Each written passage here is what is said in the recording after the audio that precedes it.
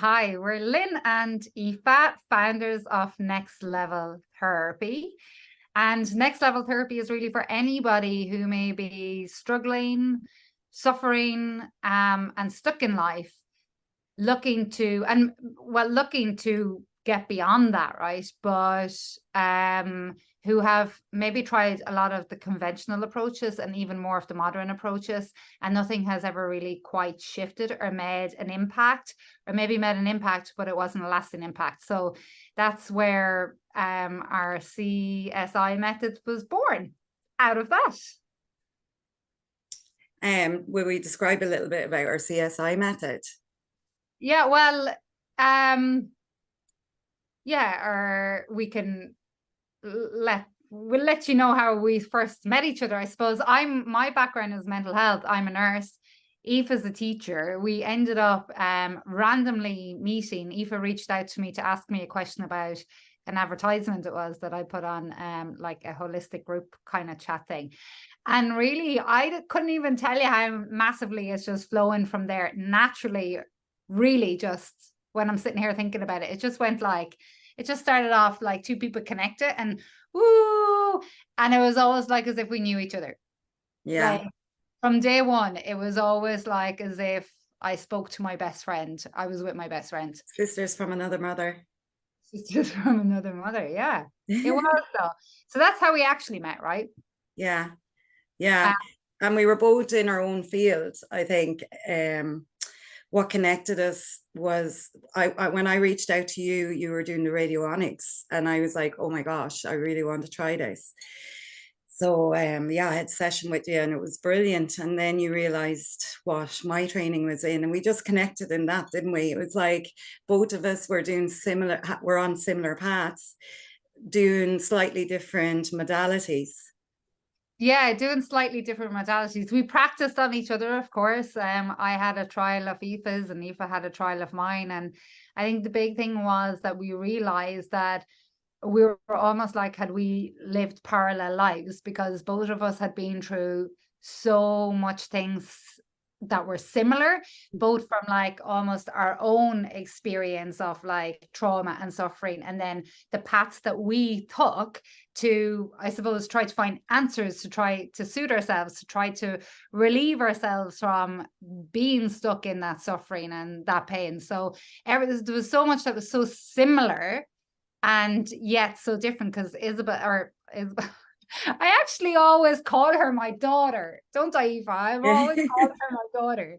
So my daughter's name is Isabel, and I'm always calling Aoife Isabel. So yeah, so Aoife's like, she'll tell you, tell them about your hypnotherapy, because that's not my background. My background is different, and then I'll share mine. Yeah, well, so I never, well, my healing journey was very personal. So, and now I'm here creating Next Level Therapy, and I also have my own company, Rise and Thrive Therapy.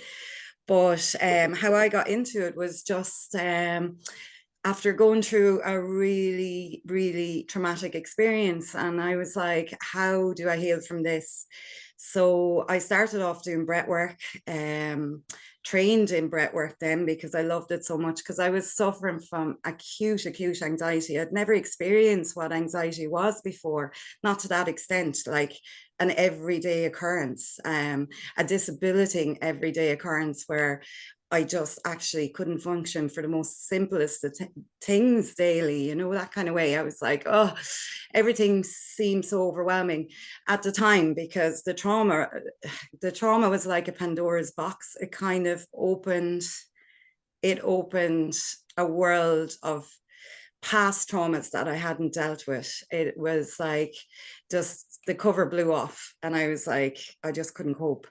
So yeah, so the breath work I started with the breath work, and I was like, wow, this stuff is amazing. It really helped for the anxiety, but I knew I wasn't getting to the nitty gritty of what was really happening cognitively, like happening in my mind that was recurring these situations, but also that was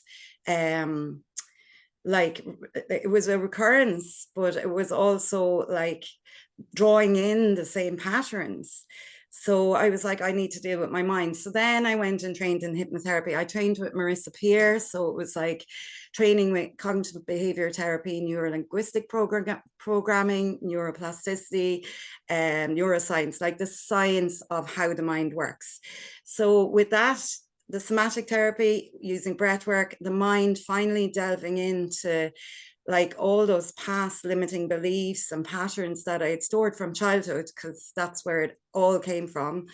So I was able to like balance the two, but then I realized there was something still missing, and we like both Lynn and I have trained with super conscious work, like intuitive kind of inner self stuff. So yeah, that's my story. What's your story, Lynn? Yeah, no, I really love that, Eva. Yeah, and I kind of forgotten about actually then how we leveled up ourselves with the subconscious work, which is like, it is the core of what we are. That's how you step into your bloody greatness, by realizing that you're far more powerful, that you are beyond the mind and body, right? Our mind and body is what operates us every single day, and is, like Eva says, it's the storage of data, of memories from the past about what's happened, and we just keep reliving it. But it's very hard to get out of that loop. This is what I found, and I'd say you're the same, Eva. Like, it's very hard to get out of that loop when you're viewing it through the lens of how you've already viewed life. So yeah, we have thoughts, and we have the storage of the emotions of our experiences within our body, and when we're looking from the dimension of almost like trying to fix it, or see it from the perspective of what's wrong with me, then we have to stay in that trap that there is something wrong with you. And that's where, when we worked from the super conscious level, like the real depths of your intuition, of your basically non-physical self, that you realize that when you see your work in yourself from that lens, then you're powerful, right? Because that part of you is limitless, right? It's got the capacity and potential for anything. And I found that was the massive shift in me and all the work I've done. So my background is, I'm a mental health nurse, and have been for God, like 20 years. And the latter maybe 8 years as a psychotherapist. And then the last 3 years, I, by default, ended up in the personal development coaching world, as I was being coached from a business perspective to leave my paid job to go into self-employment. And then I ended up going into the coaching business. And then I realized for the first time, I really understood what the human conditioning was all about, what led us to live the lives that we currently lead, and that we have total and utter control and management over how our future turns out. Whereas very much coming from a medical model dimension, it's very much you're either genetically predisposed or you're not. Yes, stress factors may almost activate your genetic cause for something, but actually science tells us that it's epigenetic. There's very few illnesses and disease that are actually genetic, less than 5% now the science is showing us. And that's so marvelous, because it gives us our power. It gives us back our power to heal ourselves. And I think this is where myself and Aoife's mission has come together, because we've realized that, and we're like, for people to heal and have the life that they deserve, to live with happiness and contentment, and to live how they want to live, it's from within. It belongs to you, the listener. It starts within you. You have the power, not the therapist, not the doctor, not the nurse. Nobody has the power over your life unless you give it to them. But it's very hard not to give it to them, because we are conditioned into the doctor fix you, the nurses fix you, the therapist fix you. And it's like, actually, that model will just always keep you in a cycle of maybe just getting better a little bit, or staying better for a while. But as soon as another life adversity comes along, you're kaput. Like, you're almost feel like you're back, if not worse.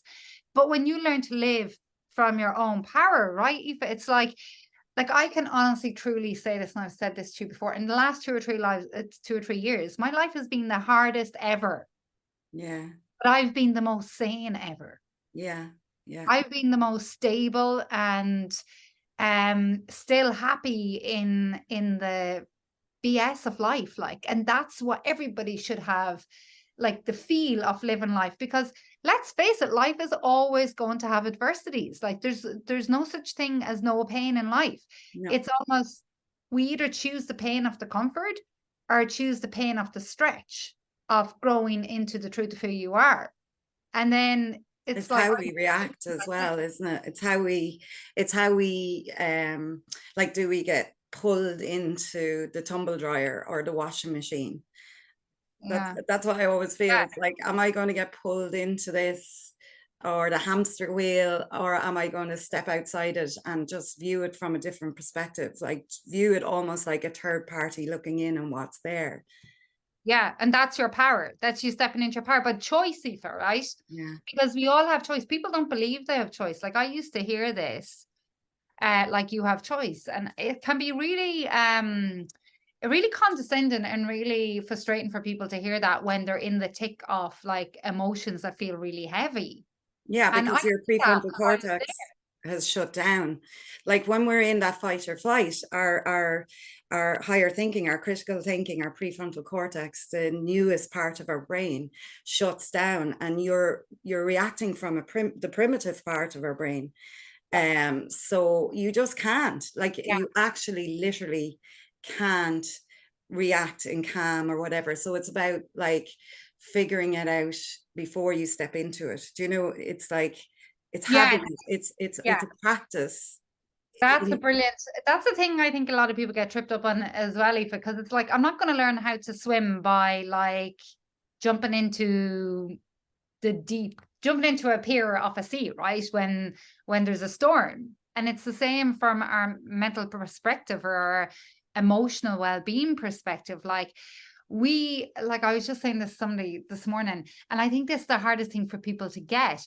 We've got to practice that aspect of us that's capable and has that potential to overcome anything. It has to be practiced in a day-to-day fashion. It's like I was saying to somebody, like if I want to, when I wanted to go and get my master's in mental health, I couldn't just wake up one day and say I want my master's in mental health.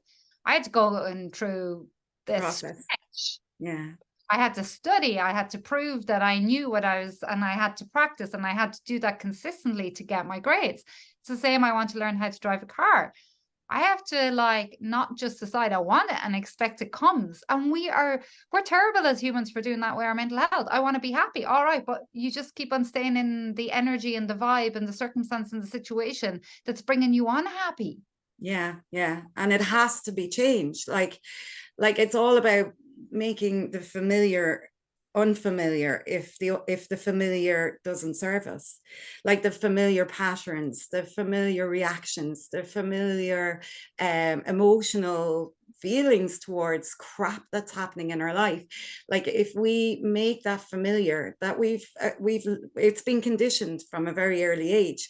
It's what we've seen first in life, maybe, usually. And if we make that familiar unfamiliar, like then things change. Like what's that, you can bring a horse to water but you can't teach it to drink. That's not even the expression, but like, just like you can't get anywhere doing the same thing. You need Yeah. to change. If something's not working, what's that expression, when something's not working you need to change? Like, yeah. But it's with anything, and that's a brilliant point. It's like make the familiar unfamiliar, and you just like, it's back to choice. You're like, do I want to operate from those ways and patterns and behaviors and identity that just keeps me sad and unfulfilled? Or do I want to operate? Do I want to focus? Do I want to view through the lens of my higher self, that super conscious self, that part of you that is non-physical? And that's the hardest part for us because we've never been taught that, and we're literally being asked to put our faith in something that we cannot see, that literally requires practice in order to be able to actually see it, because you do end up seeing it and feeling it, right, Aoife? Yeah, It's yeah. like a muscle. You can't just decide that you want big biceps. You have to go and start lifting that 1 kg kettlebell weight, and then you don't see the bicep the next morning or the next week or the next month, but it strengthens over and over time. And then it's kind of like you do wake up one morning and you have a bicep, but it Yeah. wasn't like the decision to have a bicep and it just happened. It was that Practice. consistent practice, commitment, and dedication to yourself. I think that's a big thing. If I was like, realize that you deserve it. And as well, Lynn, I just think realize as well that like you want it and it doesn't serve you to stay in the same situation if you're unhappy, because life is not supposed to be about just accepting what is. Like it really, we need to like if we, so you know, it's like, oh, like crap is happening, it's just crap, yeah, fair enough, but there's a way to elevate from that crap by kind of removing yourself from the crap, going, hey, I don't want crap to happen, and then focusing on like when we were going through what the biggest revelation for me going through everything I went through, it's like when we're going through adversity and hard times, it's very hard not to constantly talk about it, feel that energy, that negative low level frequency and energy, because you're in it. It's like being in the washing machine, you're just like being swished around in it. So what it's important. It's like if you can do that over and over again, then why can't you step away from it and like reach out for what's good, what's, you know, like leave that and reach out for what's good. What are those good feeling thoughts? What are those good feeling emotions? You know, what makes us happy? Like, and if we focus on that, then we're overriding the crap eventually, aren't we? Like that's, you Yeah. know. And like that's literally what myself and Aoife, we were like. So we developed the CSI method, which was the cognitive, the intuitive, and the somatic. But Aoife's explaining there, right? The cognitive about the emotions, are about the thoughts and the thought processes and the patterns and the beliefs, and stepping away from that. And then the somatic, being able to step away from the emotional addiction that the body has to that. The But when you chemical do as that, well. They're yeah, chemicals in our body. I don't think, you know, when you realize that we're actually a pharmacy of yeah, chemicals and there's cocktails of chemicals running through our body, that makes, and then that's the somatic, like that physical release of the chemicals that are coursing through our veins.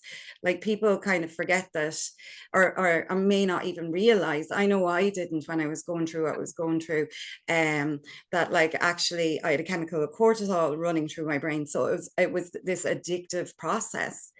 And like it's, I had to actually go detox for 6 months to eat, like nearly a year. And it was all somatic, which was crazy. I was like, wow, yeah, sorry, but yeah, and the intuitive then. no, it's a great point, because like our bodies work off automatic. So what it's used to being like in painful experiences or traumas, like those chemical demands or requests of your body, is constantly demanding back to your brain to continue thinking the way that you're thinking.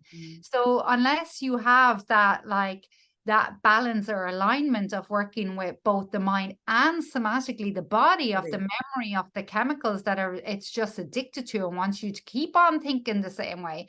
Because we all know it's not just a matter of changing your thinking, right? And deciding to think more positive or more neutral, whatever it is. It's really, you have to be aware that the body is holding the trauma too. And then when you can do that from, say, the intuitive, your intuition, your superconscious, your higher self, your non-physical self, that's where you're really in your power, and it doesn't overwhelm you or knock you down in the future, because that part of you is the most stable thing in this whole entire universe. Yeah. And I think, I suppose the difference, what makes, I mean, what's unique about us and our approach is brain and heart, or brain and body coherence, we all know scientifically now, are aligned, and they're so important. You can't have one without the other.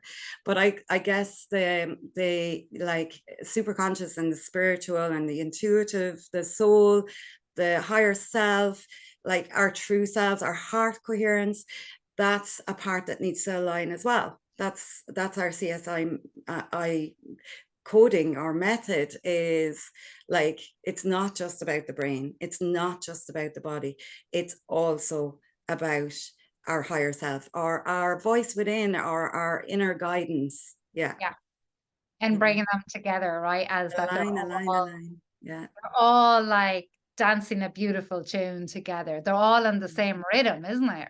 Yeah. They're all in same rhythm. So yeah, so that's what exactly our mission is, to help people to understand those aspects of themselves, that once that they get that alignment, that dance, then it really, you take back your power, the reins of your life, you become in control, and you do not have to be victim to external circumstances, which we're led to believe, that life happens to us, that life is crap, it has to be this way, and this is just the way that life is. All these stories we tell ourselves, because the way we've been conditioned, and we've been driving our lives through the wrong perspective of our limited self, when there's a limitless self, and when you get the whole dance together. So that's myself and Aoife's mission, because that's how we got there. And we're like, everybody deserves to know this. Everybody deserves to live their lives through this dimension, the truth of what it is to live and find happiness and contentment, even if there's bullshit happening in your life. Yeah.